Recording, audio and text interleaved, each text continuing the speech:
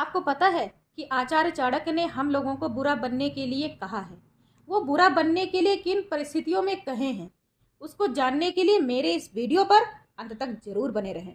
हमें बचपन से ही अच्छी आदतें सिखाई जाती हैं। हमारे टीचर, हमारे मम्मी पापा हमें यही सिखाते आ रहे हैं कि हमेशा अच्छे बने रहो, अच्छों के साथ अच्छे बने रहो और बुरों के साथ भी अच्छे बने रहो। क्यों? क्योंकि यदि बुरों के साथ तुम भी बुरे बन गए तो तुम में और उनमें क्या फर्क रहेगा। हमेशा सज्जन बनकर रहो। और दूसरी तरफ आपने ये भी सुना होगा कि घी जब सीधी उंगली से ना निकले तो उंगली टेढ़ी भी करनी पड़ती है। जंगल में सीधे पेड़ हमेशा ही काट दिए जाते हैं और लातों के भूत बातों से तो कभी नहीं मानते हैं। तो सोचिए, हमें किस बात को मानना चाहिए और किस बात को नहीं। वो सीधी वाली बात को या इस टेढ़ी वाली बात को। देखिए, दोनों ही बातें अपनी जगह सही हैं। ज़्यादा अच्छा बनना भी सही नहीं है तो ज़्यादा बुरा बनना भी सही नहीं है। इतने अच्छे भी ना बनो कि लोग तुम्हें खाकर निगल लें एक गुड़ की तरह, और इतने कड़वे भी मत बनो कि लोग आपको खा भी ना पाए एक नीम की तरह। दुनिया बहुत बुरी है, अच्छे बनोगे तो बहुत बुरे फंसोगे। पहले खुद के बारे में सोचो, खुद की भलाई करो और सफल बनो कि दूसरों की भलाई कर सको, तब जाकर करो ना उनकी भलाई। अगर आप खुद को इज्जत नहीं देते हैं तो लोगों से उम्मीद क्यों करते हो कि वो तुम्हें बेइज्जत और हद से ज़्यादा ही बेइज्जत करने, तुम्हें पैरों तले रौंदने और कुचलने को तो तड़प ही रहे हैं।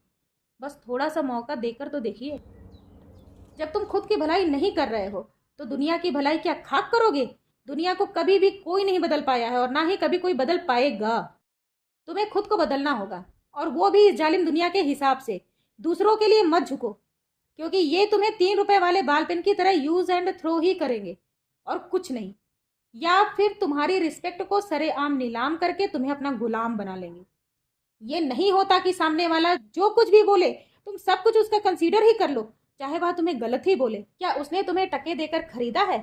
खरीदा है तो जाओ भैया, अपना सेल्फ रिस्पेक्ट भुलाकर करो उनकी गुलामी। भगवान ने क्या तुम्हें सोचने विचारने की कुछ क्षमता भी नहीं दी है? हमेशा खुद को समय और परिस्थितियों के हिसाब से बदलते रहो। हवा जैसी चले रुख वैसा ही करके चलो। विपरीत गए तो अब इतना तो समझ में आ ही जाना चाहिए कि क्या हालत होगी और क्या हालात होंगे। अगर कोई अच्छा है तो उसके साथ अच्छे से पेश आओ, और यदि कोई बुरा है तो उसके साथ बुरे रहने में कोई बुराई नहीं है। लेकिन यदि कोई गलत है, अगर वो आपके साथ या किसी के साथ बुरा करता है, बुरा कहता है, बुरा सोचता है, वह भी गलत हुआ ना, तो विरोध करो, जवाब दो, जवाब मांगो। ऐसी कौन सी विपत्ति आ जाती है कि आप अपना जरूरी या ऑर्डिनरी काम छोड़कर दूसरों की भलाई करने का टाइम निकालकर उसके लिए दौड़ पड़ते हैं। मैंने बहुत सारे लोगों को ऐसा करते हुए देखा है, और मैं भी पहले ऐसा ही करती थी।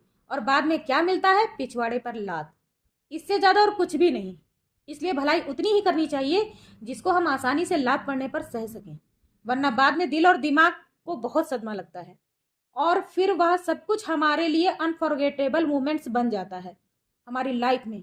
और हम यही सब याद करके अंदर ही अंदर कुढ़ते रहते हैं, और फिर धीरे धीरे कॉन्फिडेंस लूज होने लगता है और हम डिप्रेशन में चले जाते हैं।